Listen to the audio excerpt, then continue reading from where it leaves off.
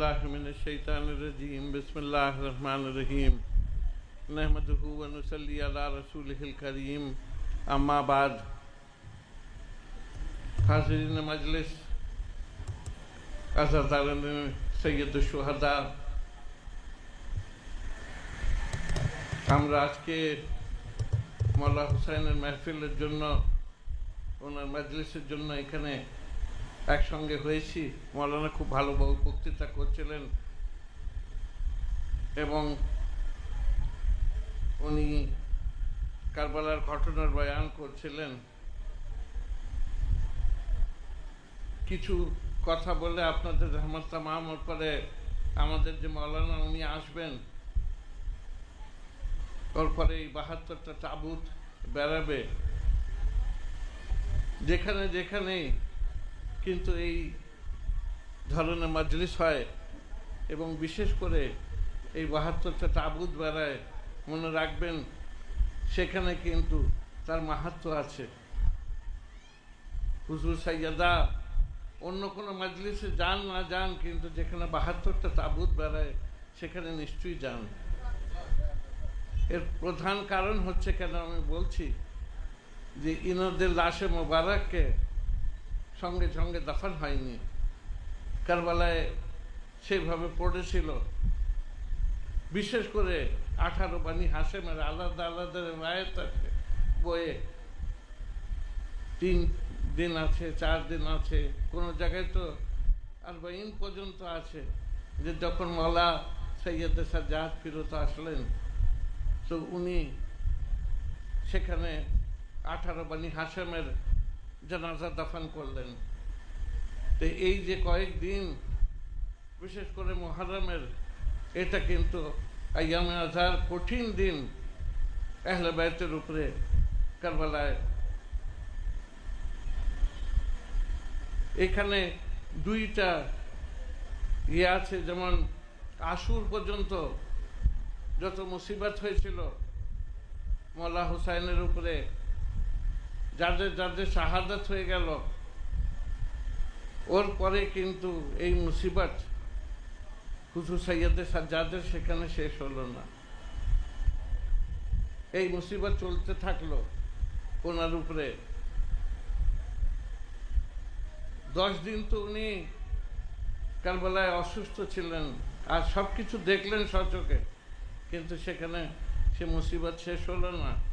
এবং ওর পরে আর সব থেকে যত ইমাম, এই 12 ইমামের মধ্যে সব থেকে কঠিন সময় মওলা ইমামত পেলেন হুজুর সৈয়দে সাজ্জাদ।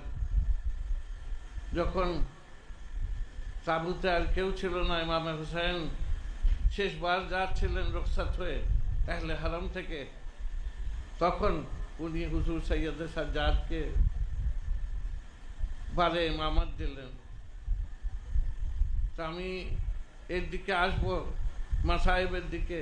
ওর আগে একটা কথা বলেলি, যে প্রত্যেক বছর কিন্তু এই মুহররমে যখনই আকাশে মানুষ চাঁদ দেখে, গাম তাজা হয়ে যায়। প্রত্যেক বছর এমন লাগে যে এই বছরই এই ঘটনা ঘটেছে। এটা কিন্তু আল্লাহর মার্জি। বড় বড় জালেম বাদশাহরা এসছে, দাঁড়িয়ে সৈয়দ শুহাদাকে ঢেকে দেবার চেষ্টা করেছে। আজকে আজাদারি করলে কিছু ফতোয়া এগুলো দেয়, কিন্তু তখন তো মানুষকে মেরে দিত, এমন অবস্থা ছিল। কিন্তু এটা আল্লাহর মার্জি যে কিয়ামত পর্যন্ত এই জিকরে হুসাইন থাকবে, জিকরে সৈয়দ শুহাদা থাকবে। আর এর বড় জিনিস যে এই গামটা তাজা হয়ে যায় প্রত্যেক বছর। লাগে না যে এটা 1300 কত বছর হয়ে গেছে, লাগে যে এই বছরই এই ঘটনা। আর মুজিজা ও হয়, সব থেকে বড় মুজিজা হচ্ছে খাকে শিফা, যেখানে ইমাম হুসাইন আলাইহিস সালাম শহীদ হয়েছিলেন। আজও যার কাছে আছে সেই জায়গাকার মাটি, সেটা কিন্তু লাল হয়ে যায়। এটা একটা বড় মুজিজা, যে আজ পর্যন্ত এই 1300 কত বছর হচ্ছে, আজ পর্যন্ত কিন্তু এটা এই মুজিজা প্রত্যেক জায়গায় হয়। এবং খালি না, যখন আশুরের দিন যারা জিয়ারতের জন্য কারবালায় গিয়েছেন, ওনারা জানেন যে জায়গায় জায়গায় ওরা এমন টালি লাগিয়েছে যে যেগুলা আপনার চট করে ভাঙে না, কিন্তু জায়গায় জায়গায় থেকে টালি ফেটে যায় এবং রক্ত সেখানে আরম্ভ হয়ে যায়। তো এটা কি আল্লাহ পাক এইভাবে কারবালায় জায়গায় জায়গায় লাহু বেড়ায়? তো এটা কি আল্লাহ পাক এই জিকিরটাকে রাখতে চান এই মুজিজার দ্বারায়? আর কোনো জায়গায় যদি কেউ গুমরাহ হয়ে যায়, বন্ধ করে দেয়, অন্য জায়গায় আবার দেখবেন জিকরে হুসাইন আরম্ভ হয়ে যাচ্ছে। এত চেষ্টা করবার পরেও আপনি যদি ইতিহাস পড়েন, দেখবেন যে কীরকম জুলম হয়েছে এই আজাদারি করবার জন্য। আমি সেদিন পড়ছিলাম একটা বইয়ে, একজন বাদশাহ ছিল, সে আজাদারির গোর বিরোধী, সবসময় জুলম করতো কেউ আজাদারি করলে। সে নিজের স্ত্রীকে বলল যে আমি যখন দুনিয়া থেকে যাব, আমি অনেক কাজে খায়ের করেছি, দুনিয়া থেকে যখন যাব দেখবে এই টাকানা একটা ছিল ওর মাহালের নিচে, তো সেখানে যাবে, যে দেখবে যে আমি কি করেছি প্রমাণ তোমরা পেয়ে যাবে। সে আখিরাতের জন্য বলছে কাজ করেছে, অনেক জালেম। তো ও যখন ফিনারে জাহান্নাম হলো, নিচে টাকানায় ওর বউ এবং ওর অন্য অন্য অনুগামীরা নিচে গেল, যে দেখলো সব কঙ্কাল রাখা আছে, সৈয়দদের কঙ্কাল, আপনার মাথা, এগুলা জবা করেছে আর ভিতরে রেখেছে। এমন দুশ্মনী যে সৈয়দদেরকে রাখবে না। আল্লাহ পাক প্রথমে, এটা আমরা বইয়ে পড়েছি, যে সাদাতদের মাথায় একটা খুশবু দিয়ে দিতেন, ওনারা পরিচয় দিতে পারতেন না, কিন্তু যখন সেইটা ওরা শুনে নিত, বুঝে যেতে সৈয়দ আছে, সঙ্গে সঙ্গে তাকে কাতাল করে দিত। কীরকম কঠিন সময় ছিল। মওলানা জাইনুল আবেদিন, ওনাকে ওনার যুগে তাবলীগের ওনাকে কোনো ইজাজত ছিল না যে কোনো দিনের তাবলীগ করেন, যে কেউ লোক করতে পারত, কিন্তু মওলার বাড়ি চারিপাশে ঘিরা থাকতো যে আপনি তাবলীগ করতে পারবেন না, মানে এরা যে ধর্ম তাবলীগ করছে সেটাই যাবে মানুষের কাছে, কিন্তু হযরত মুহাম্মদের সাল্লাল্লাহু আলাইহি ওয়াসাল্লামের বংশধর ইমামে জামানা, উনি তাবলীগ করতে পারতেন না। কিন্তু আমার মওলা কি কষ্ট করে তাবলীগ করেছেন। ওনার বাড়িতে 80 জন, আমি ওনার সাবানে হায়াতে পড়লাম, 80 জন খাদেম ছিলেন আর 70 জন খাদেমা। এরা ভাবতো যে কাজ করবার জন্য মওলা রেখেছেন, প্রত্যেকটা কাজ নিজের হাতে করতেন, কিন্তু তাদেরকে কি করতেন, ওই নিজের বাড়িতে খাদেম হিসাবে রেখে তাদেরকে নিজের ইলম দিতেন, আলেম তৈরি করতেন, আলেমা তৈরি করতেন যারা খাদেমারা থাকতো, এবং সমাজে তাদেরকে ছেড়ে দিতেন, তারা রাসূল পাকের আসল দিন যে তাবলীগ করতেন। এই মাধ্যমে আমরা আজকে কিন্তু এই সৎ রাস্তা পেয়েছি, আহলে বাইতকে চিনেছি। মওলার উপরে এত কষ্ট ছিল যে উনি করতে পারতেন না, কিন্তু ওর মধ্যেও করেছেন। তো এইখানে কিন্তু আমাদের অনেক বড় জিম্মেদারি আছে। অনেকে নেটে এইখানে বক্তৃতা যাচ্ছে, ওলামাদেরকে আমি বলবো যে আমরা কিন্তু সেইভাবে পেগামে হুসাইন, আমাদের প্রফেসর সাহেব বসে আছেন, ওনার জন্য আমি বলছি যে এই যে আমরা ইমামে হুসাইন আলাইহিস সালামের বার্তা, এটা কিন্তু সাধারণ লোকের কাছে পৌঁছাতে পারিনি, না তো আমাদের সংখ্যা অনেক বেশি হতো। কোনো না কোনো জায়গায় আমাদের কোতাহি হয়েছে, সেইভাবে আমরা পেগামে হুসাইনকে পৌঁছাতে পারিনি। অনেক খুর দাঁড়িয়ে আছে এই রাস্তায় আসবার জন্য, কিন্তু তাদের কাছে এই পেগামে হুসাইনটা ঠিক মতো আমাদের হয়নি। মওলা আমাদেরকে মাফ করেন, আমাদের কোতাহি হয়েছে, আমাদের চেষ্টা করা উচিত। আর প্রত্যেক ব্যক্তি যারা আপনারা ফাঁসি আজাতে বসেন, এটা খালি খতিবের জিম্মাদারি না, আলেমের জিম্মাদারি না যে সেই এই বার্তাটাকে পৌঁছিয়ে দেবে।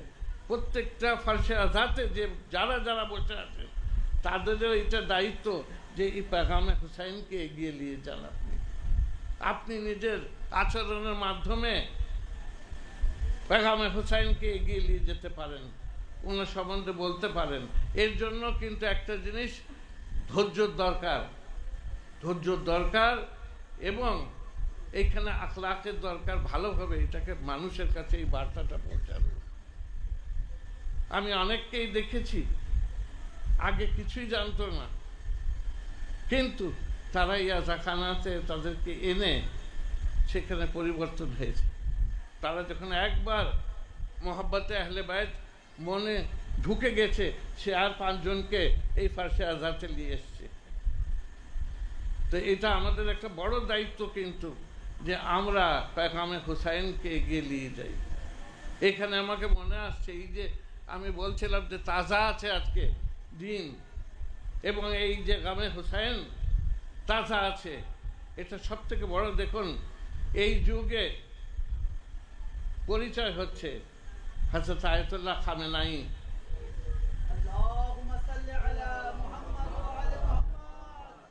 উনি এই পেগামটা কোথা থেকে দিলেন, এই দার্সটা কোথা থেকে পেলেন?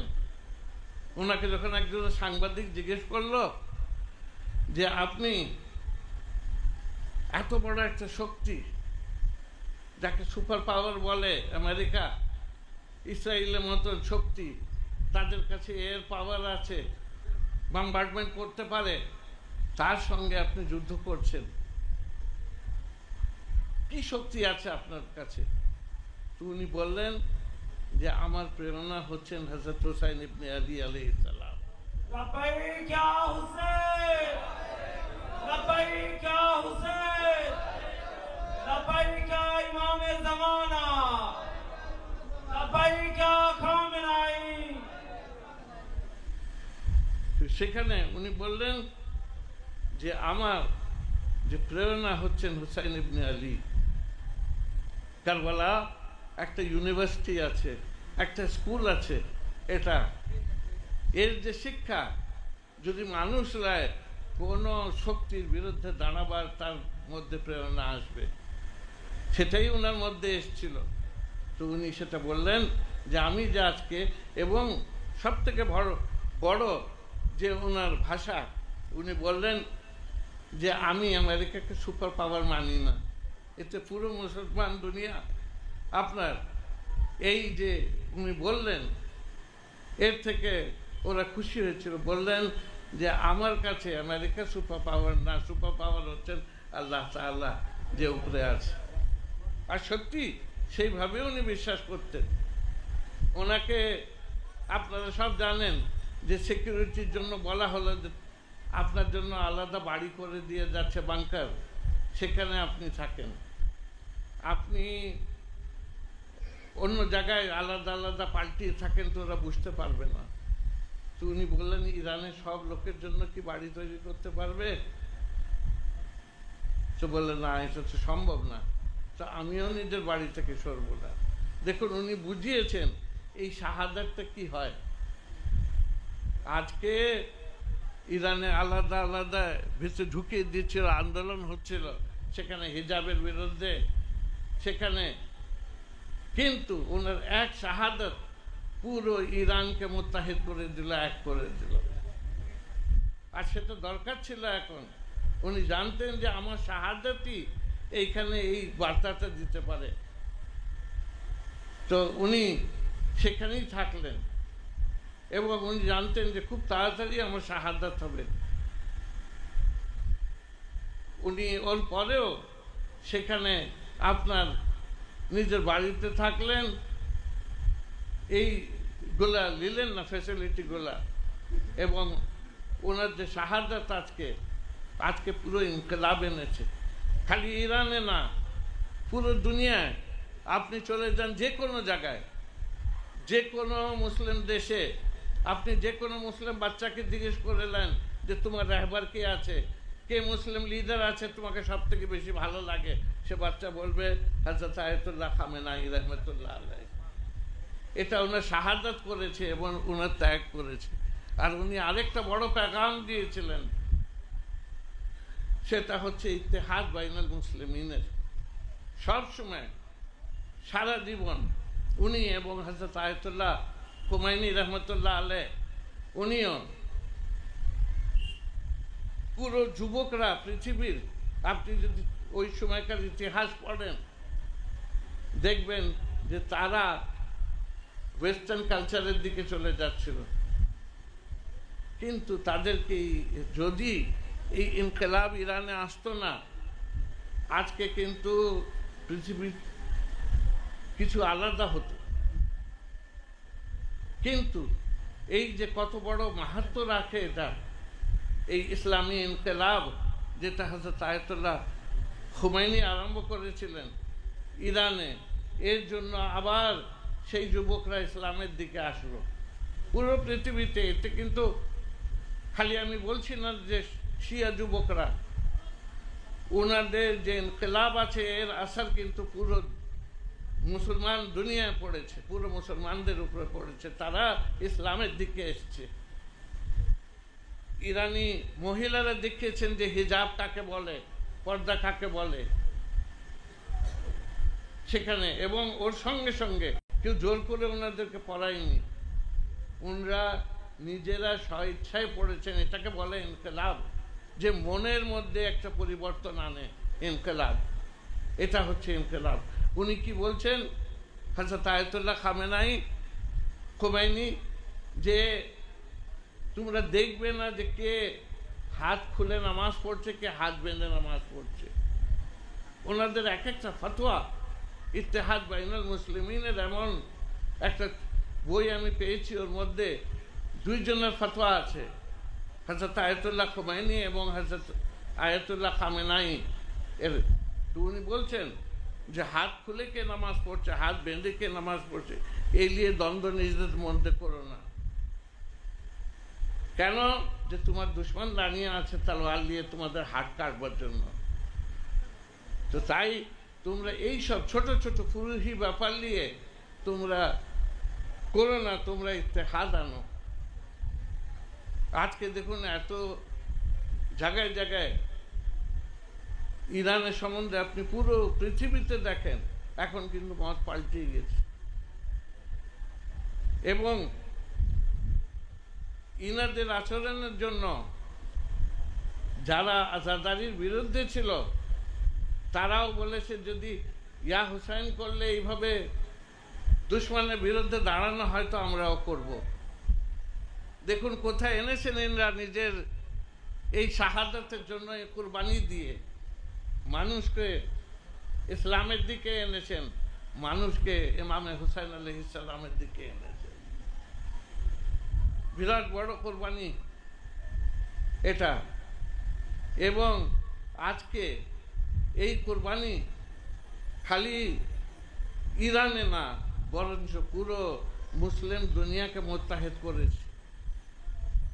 আপনারা দেখছেন আলাদা যারা ওই উপরে বসে আছে, রাজত্ব করছে রাজারা, তাদের কিছু মতামত হতে পারে, কিন্তু সাধারণ লোক যারা ইসলামী দুনিয়ার, তারা কিন্তু ইরানের দিকে তাকিয়ে থাকে, ইসলামী ইনকিলাবের দিকে তাকিয়ে থাকে।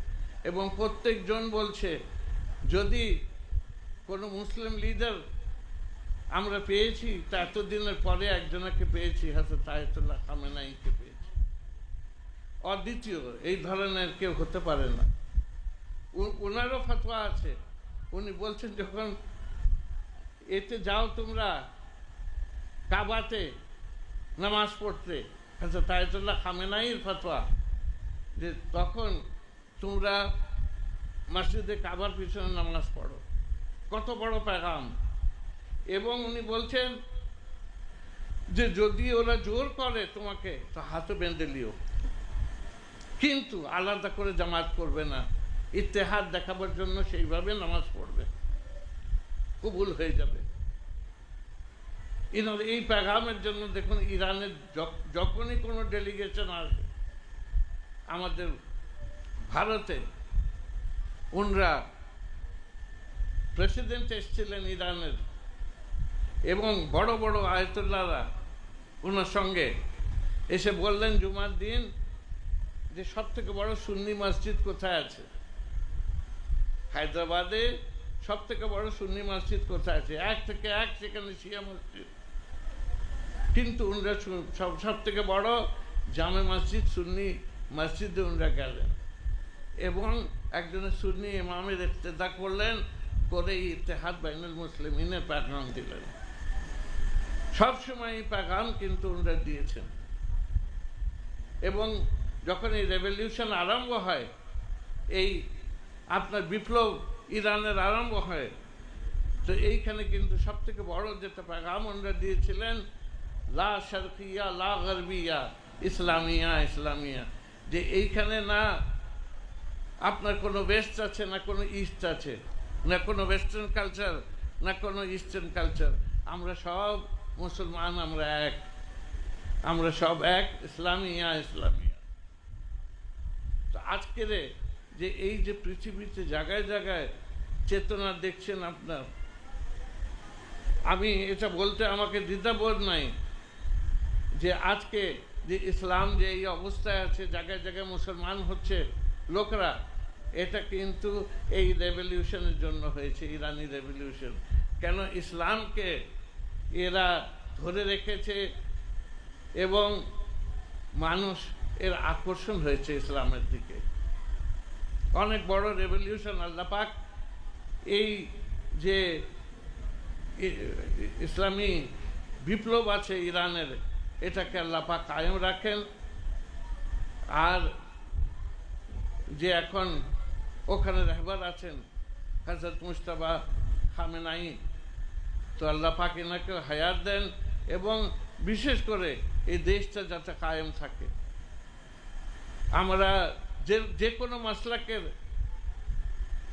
লোক হই, কিন্তু প্রত্যেক জনের এই দোয়া আছে আজকে যে আল্লাহ পাক ইরানকে সালামত রাখে। কেন যে উনি যা ত্যাগ করেছেন এটা এই যুগে কেউ কিন্তু করেনি, আর সেই ত্যাগের কিন্তু আসলে উনি যেটা প্রেরণা পেয়েছেন ওটা কারবালা থেকে পেয়েছেন। যদি খালি এই রেভলিউশন না, যুগে যুগে কারবালা প্রেরণা দিয়েছে মানুষকে পাল্টাবার জন্য। আমাদের গান্ধীজি উনি বলছেন যে আমার কাছে যদি ৭২ জন এই ধরনের হতো, যেটা ইমাম হুসাইনের সঙ্গী সাথী ছিলেন ৭১ জন, তো অনেক আগে ভারত স্বাধীন হয়ে যেত। তো এই যে আর আমি এমন কোনো ইন্টেলেকচুয়াল নাই যে ইমাম হুসাইন আলাইহিস সালামের জন্য আপনার বলেনি। এবার আমাদের প্রাইম মিনিস্টারেরও সুন্দর একটা বার্তা এসছে ইমাম হুসাইন আলাইহিস সালামের জন্য। যে কেউ ব্যক্তি যখন ইমাম হুসাইন আলাইহিস সালামের শাহাদাতের সম্বন্ধে পড়ে, তার কিন্তু সেখানে মাথা নত হয়ে যায় এবং সেখানে সে সালাম জানায় এই শাহাদাতকে।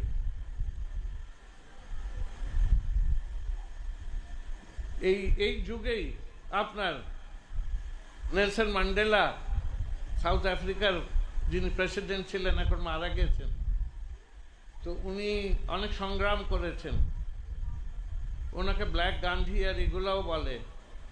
তো উনি এই ব্ল্যাক অ্যান্ড হোয়াইটের মধ্যে যেটা ওখানে সংগ্রাম ছিল, কালোদেরকে দেখলে ওরা ঘৃণা করত, নিগ্রোদেরকে দেখলে সেই রাস্তা থেকে ওরা চলতো না, যে রাস্তায় ব্ল্যাকরা যেত হোয়াইটসরা সেখানে যেত না, এমন অবস্থা ছিল। আপাতাইড তাকে বলতো আপনার সাউথ আফ্রিকায়।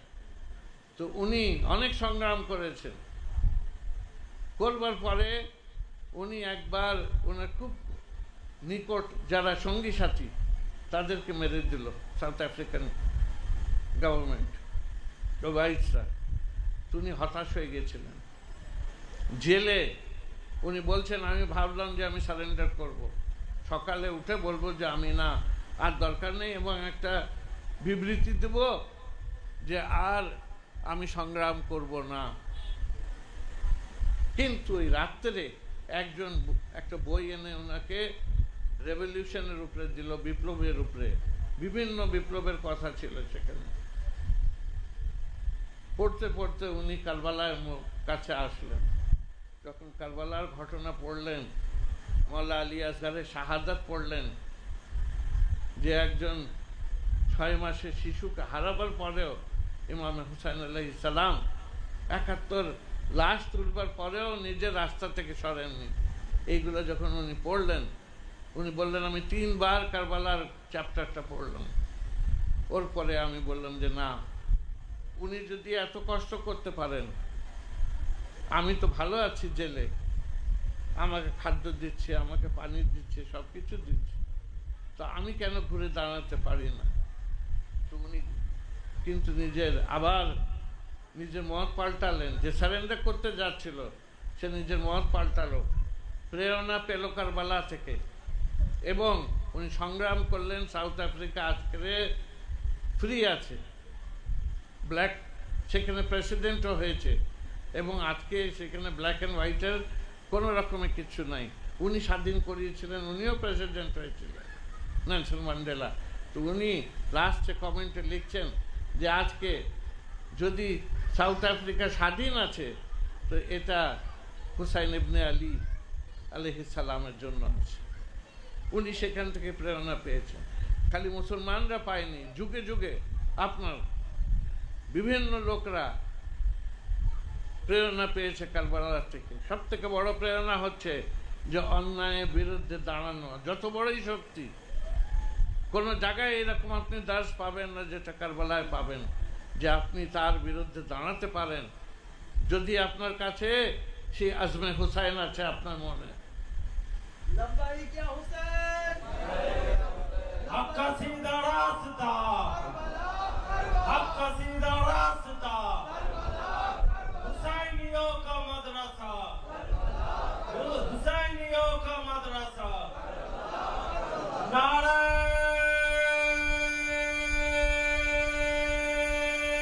हैदरी। আমি এবার সাহেবের দিকে আসবো। তা যেটা আমি বলছিলাম, আসলে এইগুলো বলা যে আমরা অনেক ভাগ্যবান যে আল্লাহ পাক আর কিছু দিয়েছেন না দিয়েছেন, আমাদের মনে গামে হুসাইন দিয়েছেন, আমাদের মনে আহলে বাইতের মোহাব্বত দিয়েছেন। আর এই একটা জিনিসই কোরআনে আল্লাহ পাক আপনার থেকে পরিষ্কার চেয়েছেন। যখন এক ব্যক্তি গেল, যে আনসারের মধ্যে থেকে বলল ইয়া রাসূলুল্লাহ, ভাবলো যে আমি কিছু রাসূলুল্লাহকে জিনিসপত্র নিয়ে যে দেব, সেখানে সে নিজেদের মধ্যে করছে যে আমি আপনার গম দিব না, চাল দিব না, কি দিব। তো ওরাই বললো যে নিজেরা আমরা না, এটা ঠিক করে যে হুজুরকে জিজ্ঞেস করি, হুজুর সাল্লাল্লাহু আলাইহি ওয়াসাল্লামকে, যে ওনাকে কি দিলে ভালো। উনি এসছেন, এনরা আসলেন, যে হুজুরের বাড়িতে অনেক সময় খাদ্য থাকে না, তো আমরা কিছু দিই। তো যখন আসলেন, হুজুরকে বলবেন যে আর মনে আছে যে আমাদেরকে হুজুর নামাজ দিয়েছেন, এই হাজ যাকাত দিয়েছেন, আমাদেরকে রোজা দিয়েছেন, এর বিনিময়ে আমরা কিছু হুজুরকে দেব, এইটা মনে নিয়ে এসেছিলেন। হুজুর খামোশ। হুজুর সাল্লাল্লাহু আলাইহি ওয়াসাল্লাম যদি বলতেন, আজকে কিছু মুনাফিকরা বলতো যে নিজের পরিবারকে ভালোবাসতে কে বলে না, কিন্তু হুজুর বলেননি। এটা আল্লাহ পাকের আয়াত নাযিল হলো, কুল্লা আসআলুকুম আলাইহি আজরান ইল্লাল মাওয়াদ্দাতা ফিল কুরবা। বলে দেন নবী যে এর বিনিময়ে আর কিছু চাই না, আমার যে কারাবারদার, আমার যে নিকটতম আত্মীয়, তাদের থেকে মাওয়াদ্দাত রাখো, ভালোবাসা রাখো। আচ্ছা, আরবিতে আপনি যখন কোনো ডিকশনারি খুলবেন, এই মাওয়াদ্দাত এমন একটা শব্দ, অনেক সময় এটাকে ভালোবাসা বলে বেরিয়ে যায় মানুষ, কিন্তু এইরকম ভালোবাসা না। এ এমন ভালোবাসা যার আপনাকে প্রকাশ করতে বলা হয়েছে। ভালোবাসা যেটা যার প্রকাশ হয় সেটা হচ্ছে মাওয়াদ্দাত। তো কোরআনে মাওয়াদ্দাতে আহলে বাইতের জন্য বলা হয়েছে যে আপনি খালি মনে মনে আহলে বাইতের মহব্বত রাখলেন সে চলবে না, আপনাকে প্রকাশ করতে হবে। এই মজলিসে মাতাম এই নহা এ মাওয়াদ্দাতে আহলে বাইত আছে, যে আপনারা দুনিয়াকে জানাচ্ছেন যে আমরা আহলে বাইতকে ভালোবাসি, মাওয়াদ্দাতে আহলে বাইত। তো এটা আমরা ভাগ্যবান যে কোরআন যেটা চেয়েছে আমরা, আল্লাহ পাক আমাদেরকে তৌফিক দিয়েছেন, আমাদের মনে গামে হুসাইন দিয়েছেন, আহলে বাইতের মোহাব্বত দিয়েছেন, যে আমরা এই মজলিসগুলা সাজাচ্ছি। আর আমি মৌলানার জন্য, মৌলানা কাজেম আলী সাহেবের জন্য দোয়া করি যে আল্লাহ পাক ওনাকে হায়াত দেন, ওনাকে তৌফিক দেন, যে এই ধরনের 72 তাবুত যাতে প্রত্যেক বছর উনি বার করতে পারেন এবং এই মজলিস যাতে বরপা করতে পারেন।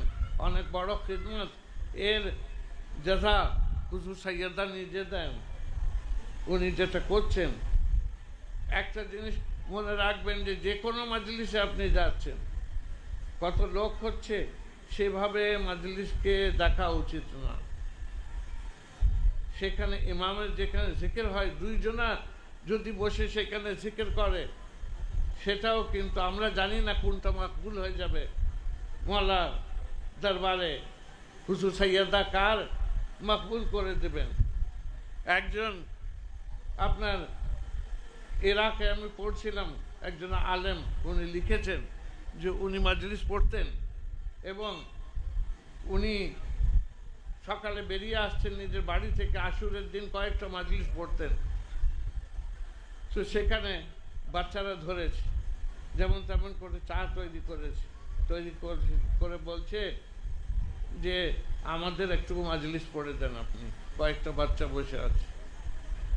তো উনি সেখানে প্রথমে দেখলেন বাচ্চাদের মধ্যে কি করব, তো ওনাকে জোর করে ওরা ধরলো, যেতে দিবে না, যে পড়তেই হবে, জিদ করতে লাগলো। ওই পাড়ারই বাচ্চারা ছিল।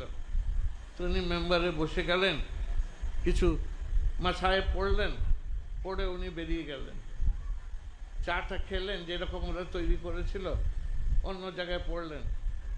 রাত্রে উনি স্বপ্নতে দেখছেন এত মজলিস পড়বার পরে, সামনে গাড়িবার মজলিস পড়বার পরে রাত্রে উনি দেখছেন যে কোনো বিবি আপনার শব্দ, যে উনি বলছেন যে তুমি এত মজলিস পড়ছিলে, কিন্তু সেখানে সব থেকে বেশি মাকবুল তোমার সেই মজলিস হয়েছে যেটা বাচ্চাদের মধ্যে তুমি পড়েছিলে।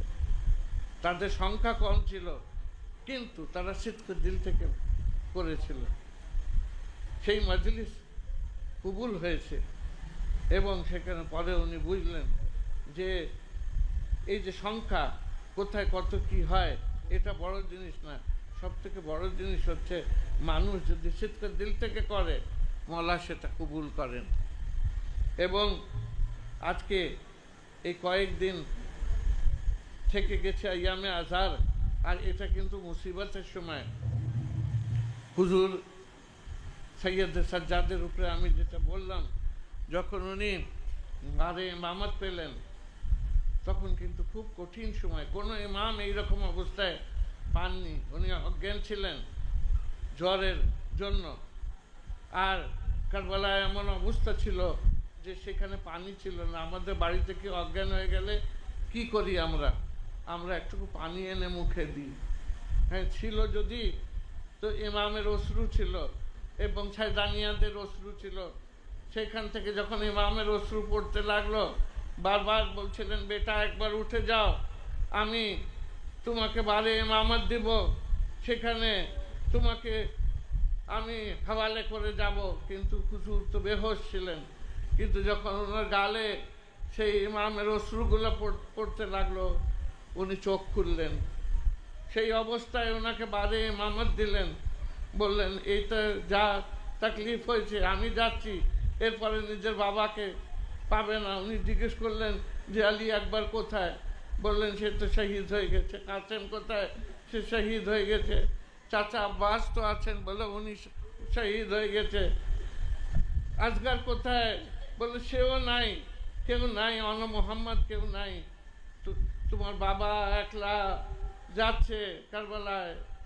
এই অবস্থায় ইমাম তাকিয়ে থাকলেন। উনি বললেন যে এরপরে কিন্তু তোমার মুসিবত শেষ হয়নি বেটা, এবার সাবার করবে তুমি, তোমার উপরে হাজার মুসিবত হবে, জায়গায় জায়গায় এরা নিয়ে যাবে তোমাদেরকে এবং কষ্ট দিবে, খালি পায়ে তোমাকে রসা বাঁধবে তোমার গলায়।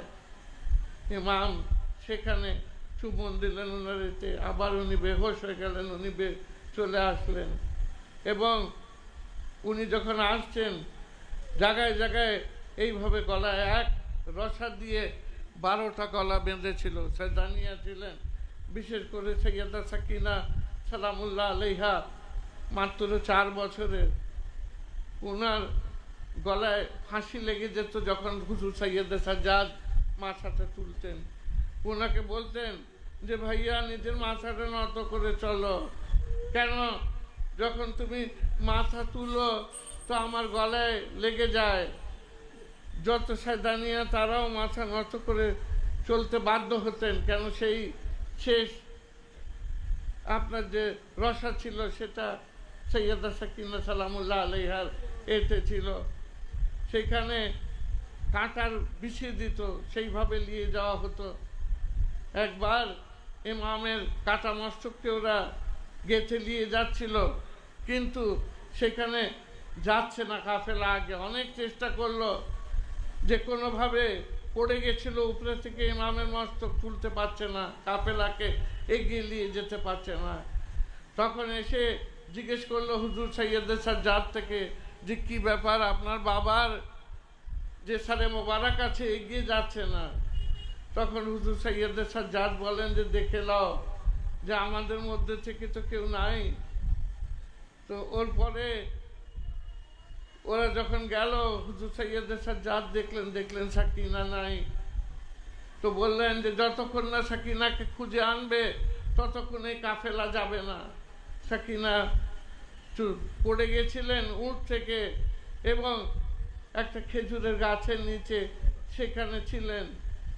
যখন খুঁজতে খুঁজতে সৈয়দা জাইনাব সালামুল্লাহ আলাইহা গেলেন কাছে, তখন বললেন যে বেটা তুমি কোথায় ছিলে? ততক্ষণ থেকে খুঁজছিলাম, তোমার জিম্মাদারি আমাকে তোমার আব্বা দিয়ে গেছেন, পরে আমি একটুকু আরাম পেয়েছি।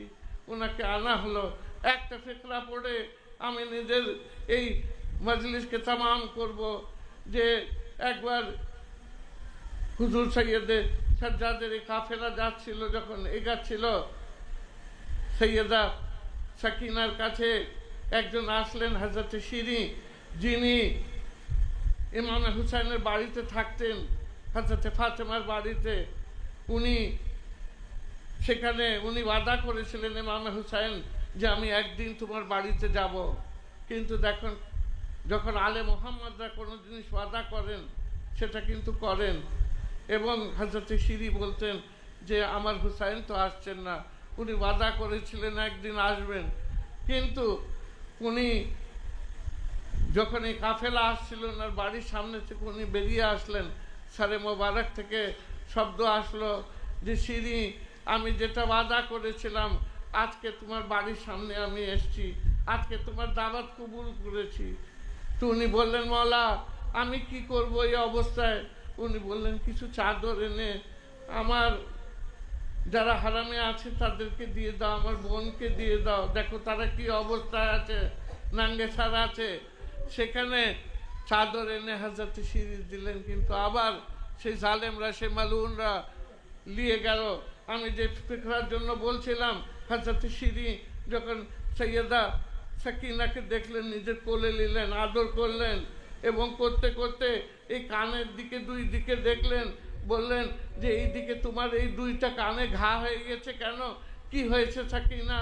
তখন উনি কাঁদতে লাগলেন, বলে কি বলবো যে আমি যখন আশুরা রাত্রে এরা সব লুটপাট করে নিয়ে যাচ্ছিল খায়মায়, তখন আমার এই দুল দুটা দেখলো সোনার, এবং আমি বলছিলাম যে আমি খুলে দিয়ে দেব, কিন্তু সিমর শুনলো না, আমার মুখে তামাচা মারলো এবং সেখানে জোর করে 2টা কানের বালি নিয়ে গেছে, রক্ত পড়তে থাকলো। এখানে কেউ ওষুধ দিবার ছিল না। এই অবস্থা হয়েছে যে আজকে 2 কানে এইখানে আমার পুজ হয়ে গেছে, এই অবস্থা হয়েছে। ওর পরে দেখুন ইনি সাকি বিনতে সাকি, উনি বলছেন যে আমাকে যদি সিমর বলতো যে আমি নিজের মেয়েদের জন্য এই 2টা চাই, সাকিনা দিয়ে দাও, আমি এইরকম দিয়ে দিতাম তাকে, কিন্তু সে না বলে একবার না চেয়ে যে আমার কানে দুল ছিল তার মধ্যে আঙ্গুল ঢুকালো এবং সেইভাবে টানলো। সেইটা শুনে হযরত সিদ্দিক কাঁদতে লাগলেন যে ওনার কি উনি বললেন যে আমাকে এরকম চাইলে আমি 2টা দিয়ে দিতাম। উনি এই ঘরানায় আলে মোহাম্মদ এর ঘরানার, ওনাদের থেকে কোনো জিনিস চাইলে এরকমই পাওয়া যায়, কিন্তু এই জালেমরা লানাত হোক তাদের উপরে যে এইভাবে কারবালায় জুলুম করেছে।